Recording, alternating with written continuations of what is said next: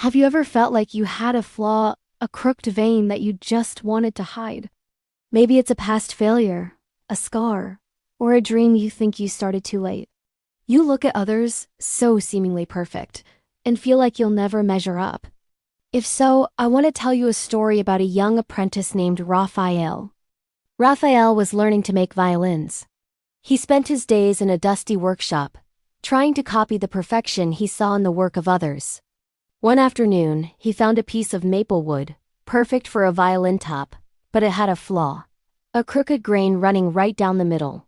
He sighed, feeling that familiar sting of inadequacy. He quickly hid the wood under a pile, as if hiding a part of himself. Clara, the star apprentice, caught his eye. She gave him that look, the one that says, "I knew you didn't have what it takes." Raphael just shrugged. "Useless," he muttered to himself. His teacher, Master Augusto, a man as calm and wise as ancient wood, had been watching. At the end of the day, he called Raphael over. "Tomorrow morning," he said softly, "bring me that piece of wood you called a problem. I want to show you something." The next morning, the workshop was quiet except for the hiss of a kettle. On the workbench lay two pieces of wood, a perfectly straight-grained one, and Raphael's problem piece.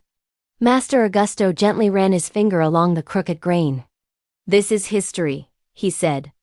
"It's the story of the tree's struggle, the strength it exerted to keep growing. If you listen, it tells you how it wants to sound." He placed Raphael's hand on a chisel and guided him, showing him not how to erase the imperfection, but how to work with it. He showed him where to carve deeper and where to leave a little extra wood, turning the flaw into a unique design. "Now," the master said, "close your eyes and tap it with your knuckle." Raphael tapped the perfect piece. Asterisk thump, thump dot asterisk. It was a clean, standard sound. Then he tapped the one with the crooked grain. Asterisk thump. Thump dot asterisk. The sound was different. It had a deep, resonant warmth, a character the other piece lacked. "Do you hear it?" the master asked. Raphael, still a little doubtful, but now intensely curious, nodded. That very afternoon, a world-renowned violinist was holding an open rehearsal at the local theater. Master Augusto, with a quiet confidence, brought along two unfinished violins, one made from the perfect wood, and the other from Raphael's flawed piece. The violinist played the first one. The sound was beautiful, clear, and technically correct. Then she tucked the second violin under her chin. The moment her bow touched the strings, the air filled with a sound that was both brilliant and gentle, like a warm embrace. She played, a smile spreading across her face as she explored its range. When she finished, she looked up, her eyes shining. "This one," she said, her voice full of wonder. "This one has a voice. The kind that tells a story." Back in the workshop, Raphael felt a surge of joy, but it was quickly followed by a familiar wave of fear. "Master," he said, "what if it was just luck? What if I can never do it again?" Master Augusto pulled up a chair. "You tried to hide that mark, Raphael, the same way people try to hide parts of themselves. But music doesn't live in a polished, flawless surface. It lives in the journey. That crooked vein was its signature. Your job isn't to erase it. It's to polish it until it becomes a voice."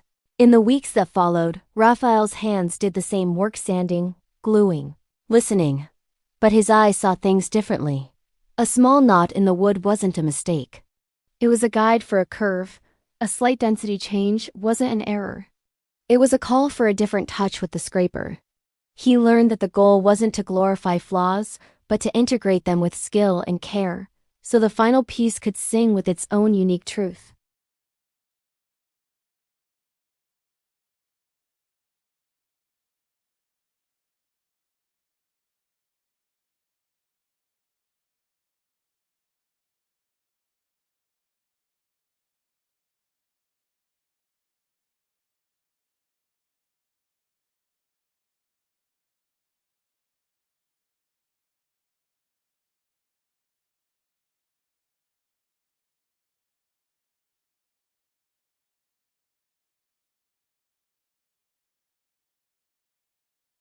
The next day, a young girl came into the shop with her father.